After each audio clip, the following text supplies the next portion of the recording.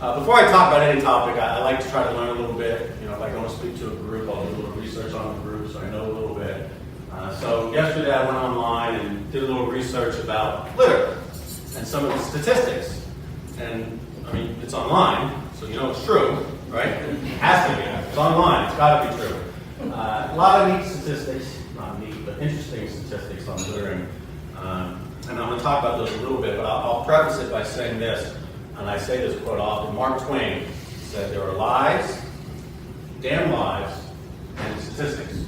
And I believe that. Statistics sometimes can be misleading, but I think some of these are pretty telling. Just dealing with littering. Good news, since 1969, littering is down by 61%. Good news. Bad news, plastic litter, which plastic water bottles, which a lot of people consume a whole lot, is up by 165%. Over 1 million birds are killed each year due to litter. And we spend $115 billion, a year on litter abatement and cleanup programs.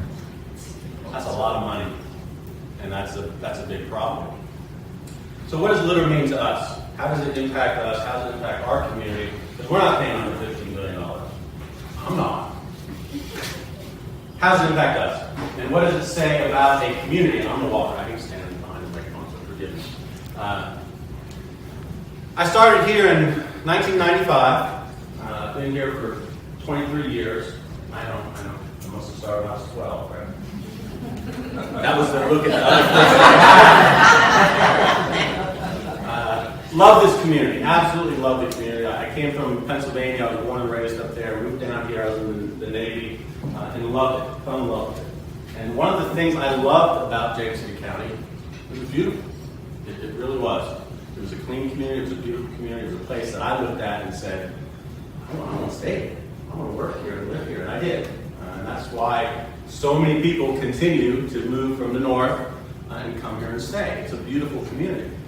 So we want to keep it that way, right? That's our goal. And what does litter do? Obviously, it dirties our community. It's easy. You see it, it looks bad. But what else does litter do?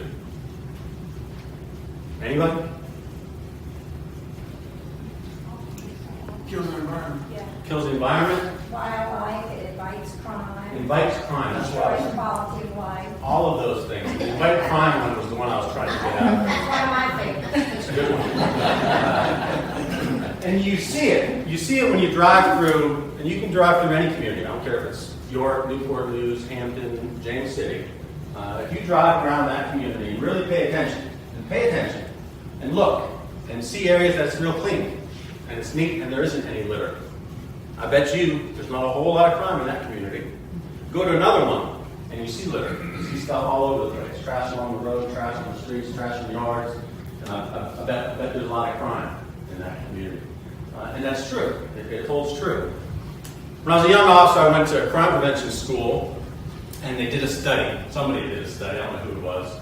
And they said that crime was directly proportional to the amount of ice cream that was consumed. Stop selling ice cream. Right? That's easy. Crime is directly proportional to litter. Read that one? Okay.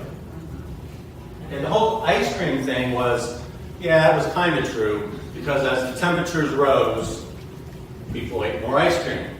As the temperature rose, people drank more beer. The days got longer. More people hung around outside. So typically for us, during the summer months, crime does increase.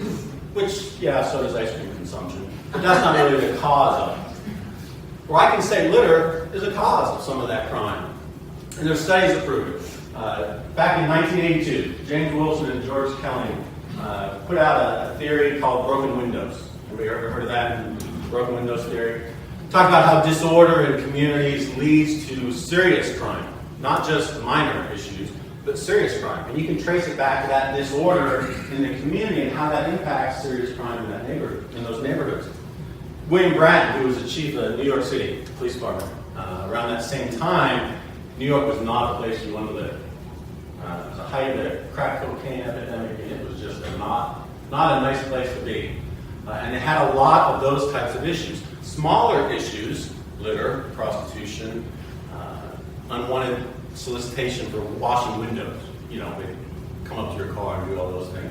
Minor crimes that led to more serious crimes. What did he do? He cracked down on all the smaller stuff and saw huge decreases in serious crime because they took that approach. If you can resolve and eliminate those minor things, you can also resolve and eliminate major things. And when we talk about litter, that's really what we're trying to do, right? How many people have died out because someone littered? Okay? Animals may, but people don't. But it leads to more serious crimes. It creates disorder, and it gives a sense of a community that just doesn't care. And if you live in a community that just doesn't care, why should you care? Why should anybody care? And you start to see that. You start to see more crime being committed. Lesser crime at first, but it leads into more serious crime.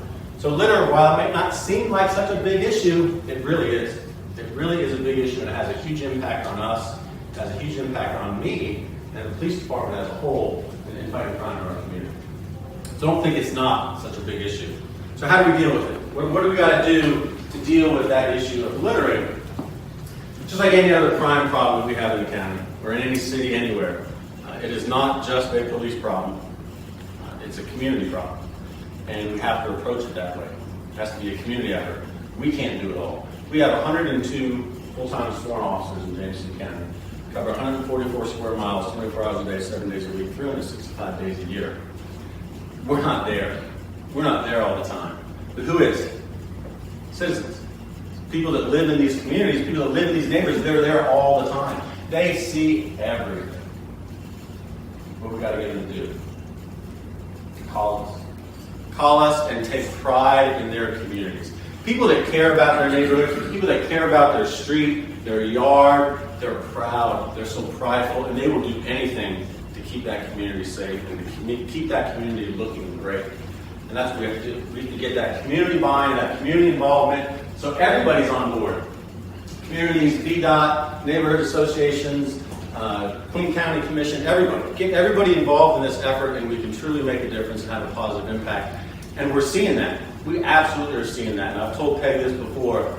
There's areas in the county I used to see a lot of trash. I don't see it. Don't see it anymore. The county is doing a great job of keeping it clean, and people aren't messing it up.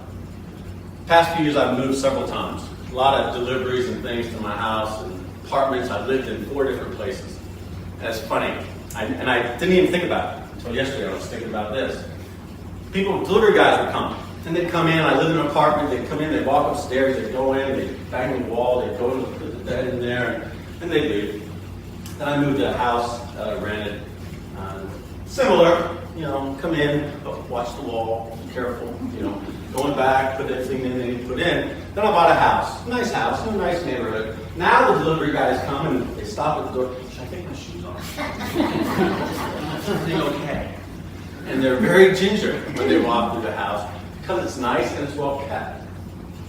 They don't think about that. That's just how you react. You don't think about it sometimes. It's just how you react. We're all humans, and it's human nature. When you see something that's nice, neat, and orderly, you want to keep it that way. If you see something that's a mess, with trash and stuff laying all over the place, do you care? People won't. People won't care. And they'll continue to add to that problem. So we have to attack this collectively, as a community and as a group. One of the things that we did in the county, there's a lot of things that they've done, but the thing that I really want to talk about a little bit is the zero tolerance policy. So I want to thank the board for passage of that, and thanks to Dawn and Peg and everybody who spearheaded that effort. Dawn talked to me one day and she said, "Hey, how do you feel about this?" Oh, by all means, let's do it. Anything that we can do to reduce obviously to reduce litter, but to make people think. And that's really what we're trying to do with a lot of these programs, educate and make people think about the things that they do and the decisions that they make. And then there's enforcement. And we have to do that too, because there are some people, I don't care how much you educate them, I don't care how much you tell them, they're still going to do it. They're still going to litter, they're still going to dump, they're still going to do those. And those are the people who we need to find. Those are the people we need to charge, and hopefully they'll learn their lesson that way. The zero tolerance policy can get to that, Right now, we really want to use it as an educational tool to educate citizens and educate our officers. 102 sworn officers. I know Newport News Hampton does a whole lot more than that. But every police officer is different.